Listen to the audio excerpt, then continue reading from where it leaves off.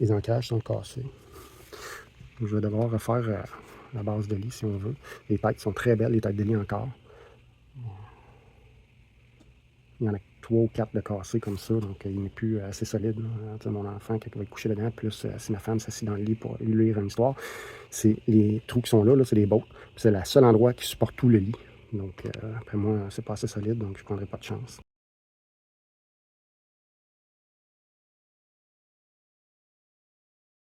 J'ai pris mes mesures de trous qu'il faut que je place parce qu'il va y avoir un trou ici et un trou ici avec des bottes. Parce que c'est comme un meuble un peu comme style Ikea, c'est fait en usine. Dans le fond, il va y avoir une botte comme ça, puis il y a un œillet dans le fond qui vient rentrer dedans. On visse ensemble et ça sert les deux morceaux ensemble. Donc j'ai dû reprendre toutes les mesures à partir de mon centre de la planche ici. Si j'ai calculé la mèche, etc., l'épaisseur de la mèche, j'arrive à 1 pouce et 9,32 de chaque côté, comme ça. Par la suite, je vais aller percer parce que j'ai mesuré aussi la longueur pour arriver avec le trou que je vais devoir percer dans l'autre sens. Donc, je vais percer 1 pouce et 3,8. Par la suite, je vais percer 1 pouce 7,32, ce qui va me faire que je vais arriver un peu avant la fin de la vis pour être sûr qu'il y a assez de filet pour rentrer dedans, mais aussi que la vis, elle a de l'espace plus loin que le tout, pour avoir un petit jeu pour aller serrer dans le fond, là, pour que ça dépasse l'œillet, si on veut. Donc, il va me rester à mesurer tout ça et percer.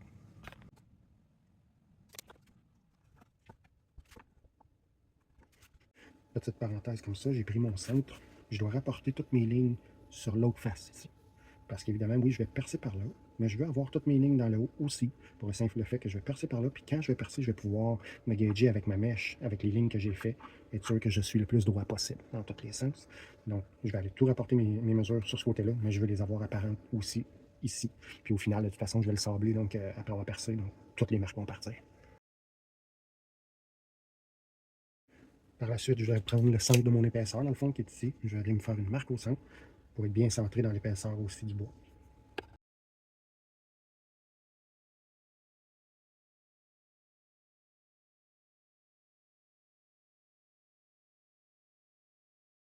Pour la restauration du lit que je suis en train de faire pour mon enfant, je vais faire un laminat, dans le fond, qui va faire une patte chaque côté au centre du lit pour m'assurer de la force du lit et être sûr que ça ne brise pas comme ça a brisé. Comme d'habitude, un laminat, c'est toujours le rond du bois d'un sens, de l'autre sens, on alterne. Pour le faire, moi, je voulais sauver du temps. Donc, j'avais pas envie de faire un tonneau mortaise, de tout couper ça. Il faut que je vais utiliser ceci, une biscuiteuse, dans le fond, qui va aller me faire une insertion au centre de mes morceaux, dans ce sens-là, que je vais aller mettre une lamelle de chaque côté, puis je vais les prendre en sandwich pour faire mon lamining. Important aussi, je suis en train d'oublier, toujours, mettons, quand on sert d'une biscuiteuse, il faut toujours le faire sur le même sens. Je peux pas aller prendre le morceau puis faire mon encadré avec la biscuiteuse, puis l'autre morceau, malheureusement, là, ce fois-ci, il était comme ça de l'autre sens, puis après ça, faire l'insertion. Pour la simple raison que si, mettons, tu as 2 mm de différence sur la hauteur, tu n'es pas centré parfaitement sur ton morceau de bois dans l'épaisseur, je parle, là. Si tu n'es pas centré parfaitement, ben là, tu vas te retrouver que ton laminé il sera pas égal ici, là. Tu sais, il va y avoir une planche plus haute, une plus basse, une plus haute, si tu commences à faire ça. C'est sûr que par la suite, on peut le passer dans le planeur, le remettre droit, mais pour sauver du temps aussi, si tu veux pas le planer pendant je sais pas combien de temps, là, le faire que ça soit long, etc., coupe toutes tes incisions sur le même bord, mets-toi une marque sur le dessus qui va te dire justement que dans le fond, c'est ce côté-là que tu as incisé, que tu mets tous les bois, tes morceaux de bois sur le même bord. Comme ça, tu vas sauver du temps, ça n'arrivera pas. Moi, je fais juste une ligne comme ça, parce que de toute façon, la ligne, je vais aller la jumeler avec ma ligne ici pour être bien centré dessus quand je vais aller faire mon incision. Mais en même temps, ma ligne du dessus m'indique que c'est dans ce sens-là que j'ai été faire mon incision.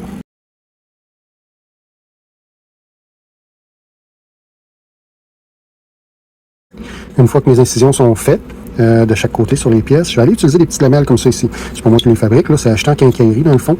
Ça a l'air serré rentré comme ça, elle rentre pas super bien, mais une fois qu'il y a de la colle qui est dessus, elle glisse à l'intérieur quand même bien. Ça arrive parfois qu'il faut que je prenne une serre à bois pour serrer les deux morceaux ensemble pour vraiment qu'ils rentrent bien dedans, mais ça rentre.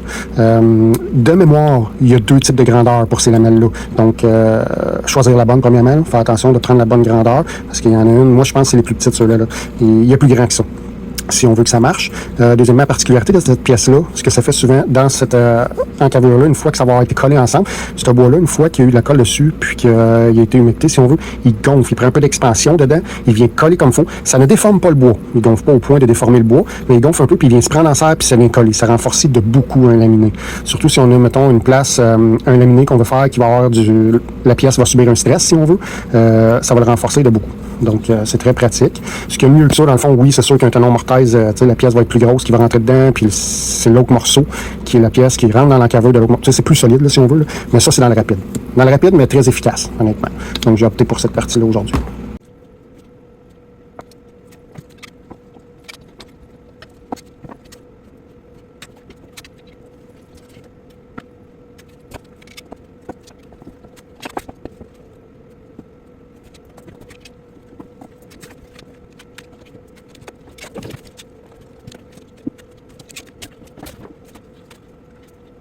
J'ai fait un peu le même principe pour aller embouffeter la pâte.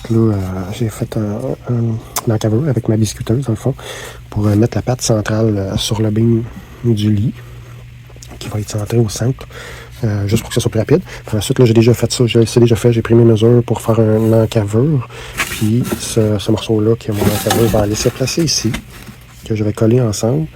Étant donné que je vais en faire une découpe comme ça, je vais pouvoir aller mettre aussi une vis ici de billet, qui ne sera pas vraiment apparente par en dessous, pour venir solidifier un peu plus encore. Donc, je vais utiliser aussi des vis de 3 pouces et demi qui sont avec des plus gros filets un petit peu.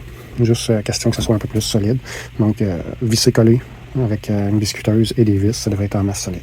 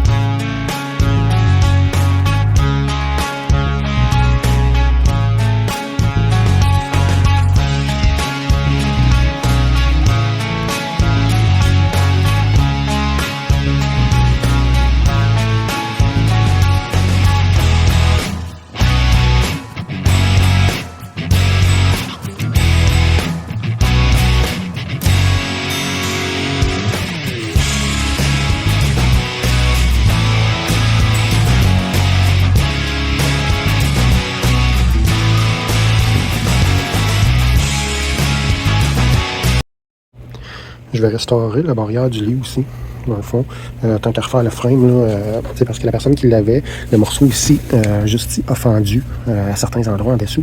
Donc pour le solidifier, la personne a été mettre un morceau de bois, tout simplement, qu'elle a percé et mis des bottes pour le tenir. En soi, je pense que c'est quand même solide pour le besoin, mais esthétiquement, c'est pas très joli, étant donné aussi que l'autre morceau est très droit et qui n'est pas avec un autre morceau comme ça. Donc ça paraît énormément et les bottes, esthétiquement, je trouve que ça fait pas très beau. Donc je vais enlever les bottes, je vais le décaper, juste la zone ici, puis je vais le ressembler. Tout ça pour remettre une plaque d'environ la même épaisseur de chaque côté, en dessous et au-dessus, pour faire un laminé qui va le rendre plus beau esthétiquement. Je vais refaire la même chose aussi pour le bout aussi, pour la simple raison que je veux simplement que ça ait l'air uniforme, parce que je vais avoir une épaisseur là, la même épaisseur sur l'autre. Donc, je veux tout simplement que ça soit uniforme. Pour le besoin, je vais utiliser justement l'ancien frame du lit qu'on voit, que les œillets étaient cassés dans le fond, qui est plus bon. Je vais utiliser complètement ces planches-là, que je vais tailler dans les bonnes mesures. Puis, c'est avec ça que je vais faire les morceaux qui vont aller sur la barrière.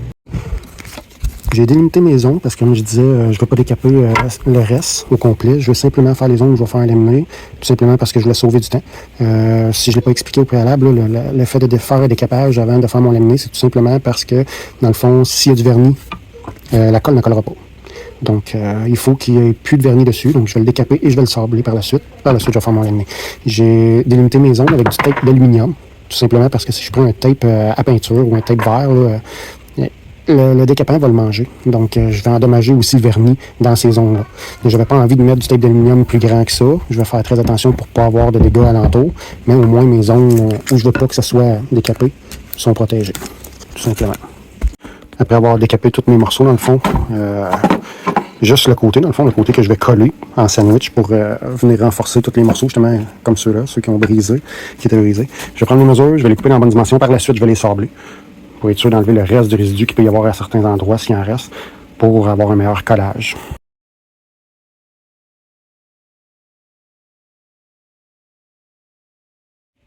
Je suis rendu au laminé de la petite barrière du lit. Dans le fond, moi, ce que j'ai fait, c'est que j'avais déjà préteint tous mes morceaux dans les côtés où j'avais sablé, où il n'y avait pas de vernis. Puis ça va être des endroits qui vont être apparents. Donc, je les ai tendus pour que ça revienne un peu la couleur désirée, parce que le vernis, c'est un vernis à l'huile que j'ai mis. Donc, j'avais pas envie d'avoir de la colle sur ma teinture, parce que je vais devoir la gratter, voire peut-être même sabler, ce qui enlèverait ma teinture. Donc, j'ai fait ça comme ça.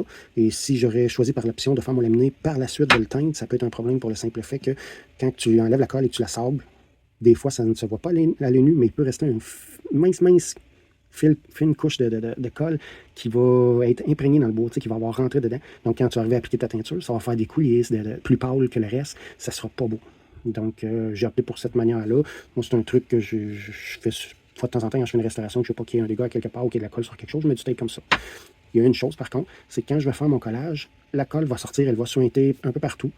Parce que quand je fais un laminé, je m'assure qu'il y a assez de colle. Donc, c'est sûr que ça soigne tout le tour. Donc, aussitôt que mes serres à bois vont être placées, toutes mes choses vont être placées, ce que je vais faire, c'est que je vais tout essuyer, tout l'excédent de colle tout de suite. Par la suite, je vais revenir une dizaine de minutes plus tard. Et je vais répéter l'étape. Je vais tout réessuyer pour enlever la colle. Tout ça pour la simple raison que c'est un tape de papier. Donc, quand je vais l'enlever, si la colle est trop épaisse ou qu'elle est rendue vraiment bien collée dessus, il va être difficile à enlever. Puis là, ça devient une autre problématique. Donc, c'est juste pour m'éviter ce petit problème-là. Puis, ça va faire aussi un collage qui va être propre tout le tour, étant donné que je ne voulais pas tout revernir, tout redéfaire, etc., le vernis sablé, etc. Si je serais allé pour ça, qui aurait été beaucoup plus d'heures et de temps à faire, ben oui, j'aurais fait mon laminé, puis par la suite, j'aurais tout sablé, après j'aurais fait ma teinture, puis après mon vernis. Mais c'est pas le cas. Le but de cette réparation-là et restauration du lit, dans le fond, c'est de sauver du temps. Donc, pour l'utilité qu'on va en faire.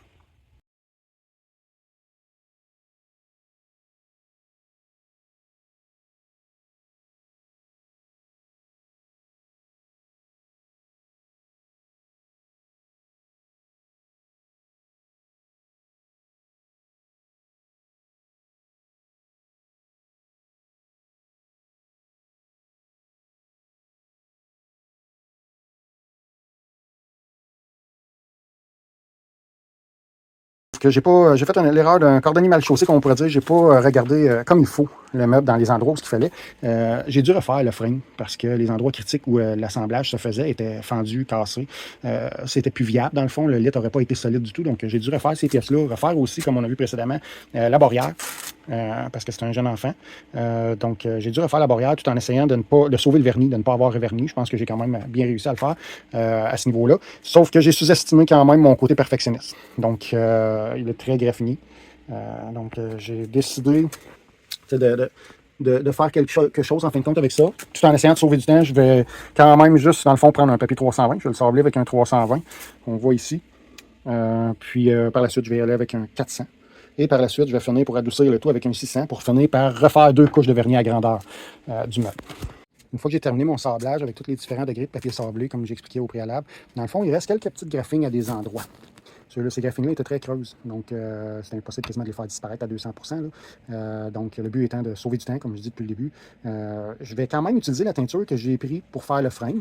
Je vais en appliquer sur mes graphines, simplement. Je vais essuyer tout de suite par la suite. Tout simplement que ça va faire atténuer encore plus un peu les graphines. Donc, juste en le faisant comme ça, ça va paraître moins. C'est sûr que le résultat ne sera pas ultime, parce que quand moi je fais une restauration d'un meuble, c'est pas comme ça que je fais. Mais là, le but étant de sauver du temps. Donc, comme ça. Donc, les graphines deviennent atténuées beaucoup plus, on les voit à peine. Je vais revernir par-dessus le toit par la suite, puis ça va être ça.